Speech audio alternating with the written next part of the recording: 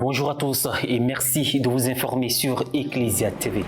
La célébration de la 13e édition de la Journée nationale des détenus s'est refermée par une visite des membres de la commission épiscopale pour la pastorale sociale aux détenus de la maison d'arrêt et de correction de Bondoukou.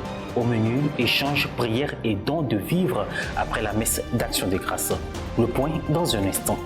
Les secrétaires généraux des conférences des évêques catholiques de l'Afrique de l'Ouest ont effectué une visite sur le chantier de construction de la Cité de la Paix au terme de leur atelier sur le plaidoyer. La chapelle de l'Université des Lagunes a abrité le mercredi 26 avril dernier la messe d'action de grâce marquant les festivités des 30 ans d'existence de l'association CIDD, Centre international pour le développement du droit. La dite association a pour mission de promouvoir et réaliser les travaux de recherche scientifique en droit susceptibles de contribuer au progrès économique, social et culturel. Nous y reviendrons dans nos prochaines éditions. Les détenus de la maison d'arrêt et de correction de Bondoukou ont reçu la visite des membres de la commission épiscopale pour la pastorale sociale et de l'aumônerie nationale pour la pastorale des prisons le dimanche 16 avril, dimanche de la Divine Miséricorde. Cette 13e édition de la Journée nationale des détenus, célébrée au cours d'une messe d'action de grâce, avait pour thème « Les détenus sont l'objet de l'attention de Dieu ». Échanges, prières et dons de vivres et non-vivres ont marqué cette visite. Reporter d'image Frédéric Monet, commentaire Myriam Horsan et nous. Cette année, la Journée nationale des détenus, qui était à sa 13e édition, a été célébrée dans le diocèse de Bondoukou autour du thème « Les détenus sont l'objet de l'attention de Dieu ». Après la messe d'action de grâce présidée par son Excellence Monseigneur Marcelin Yao Kwadio, évêque du diocèse de Daloa, en la cathédrale Saint-Odile de Bondoukou, les secrétaires exécutifs et responsables laïcs diocésains de la sous-commission Justice, Paix et Environnement, ainsi que l'aumônerie nationale pour la pastorale des prisons, ont effectué une visite à la maison d'arrêt et de correction de Bondoukou le dimanche 16 avril dernier, en la solennité de la Divine Miséricorde. J'ai une grande pensée pour les détenus et j'exhorte mes frères et mes sœurs à aller visiter les détenus parce qu'ils ont vraiment besoin de nous. Il y a certains détenus qui sont accusés, qui sont innocents mais qui se retrouvent là-bas. Alors même ceux qui sont accusés, nous devons aller quand même les visiter comme le Christ l'a dit.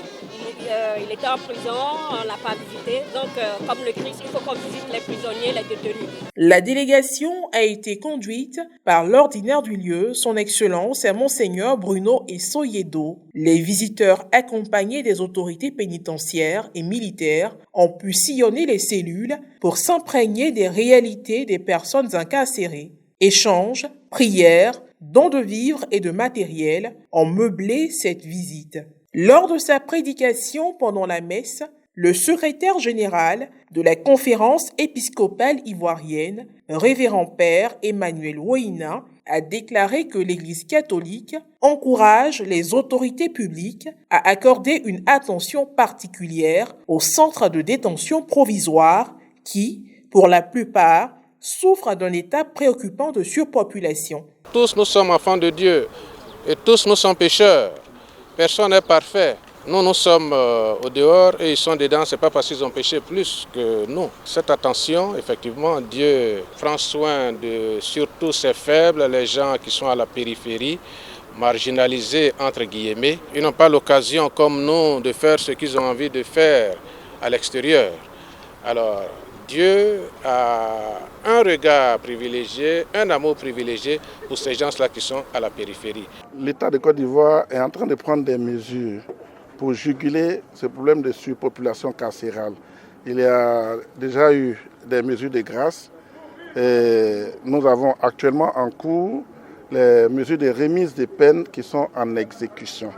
Donc, au fur et à mesure, nous allons décongestionner nos maisons d'arrêt en laissant partir ceux qui auront bénéficié du pardon de l'État et ceux qui aussi auront purgé les peines. La nouvelle procédure pénale qui est en vigueur depuis 2019 a prévu 6 mois de détention préventive pour les délits, renouvelable une fois et renouvelable spécialement par la chambre d'instruction une fois. Celui qui est poursuivi pour un délit ne devrait pas excéder les 18 mois.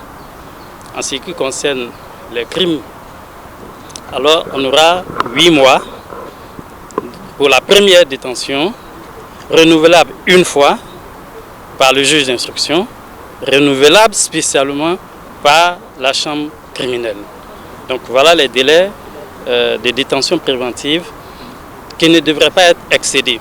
Parce qu'au-delà de ces délais, le détenu est considéré comme injustement incarcéré. L'objectif de cette journée, selon les organisateurs, est de traduire toute la proximité, l'attention de l'Église et de faire des plaidoyers pour une amélioration des conditions de vie en prison des détenus. Toujours dans le cadre des visites, mais dans un autre décor, les secrétaires généraux de la CERAO RECOA, au terme de leur rencontre formation sur le plaidoyer du 27 au 31 mars dernier à Abidjan, ont visité le chantier de la Cité de la Paix, entièrement financé grâce au Fonds national catholique et le nouveau siège de la Conférence des évêques catholiques de Côte d'Ivoire, financé par les bénéfices du Pain national catholique. Reporter d'image Pierre Richemont, commentaire Morel Poti.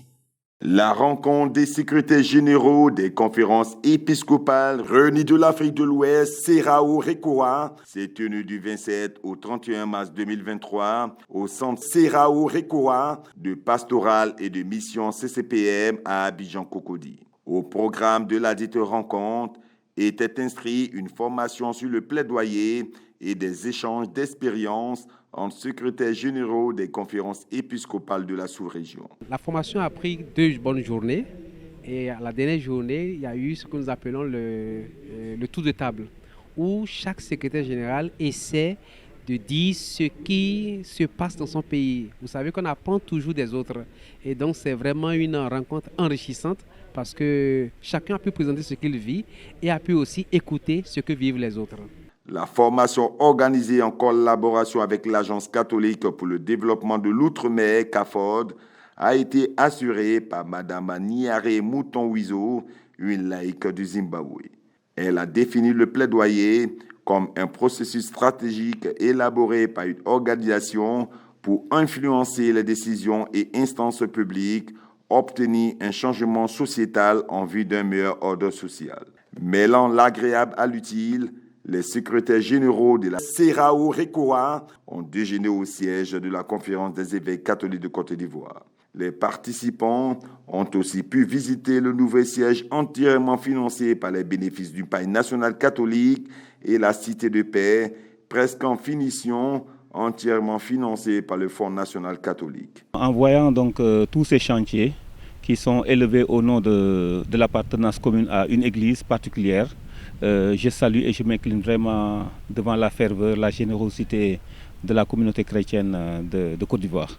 Ça, c'est une initiative en tout cas qui doit être copiée pratiquement dans la mesure du possible dans tous les pays, dans toutes les conférences. Lorsqu'on nous a dit la façon dont le bâtiment actuel du siège est financé et la Cité de la Paix qui est en train d'être construite, franchement, je tire chapeau à la conférence, je les félicite et je pense bien que cette conférence va inspirer pas mal d'autres.